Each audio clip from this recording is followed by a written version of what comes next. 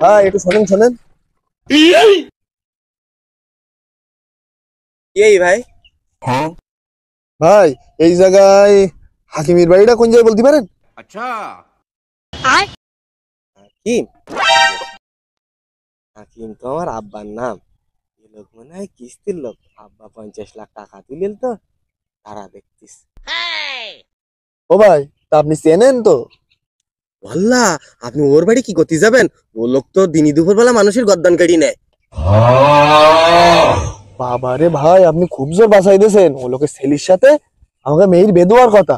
ওরে বাবা ভাই, ও লোক খুব ভালো মানুষ।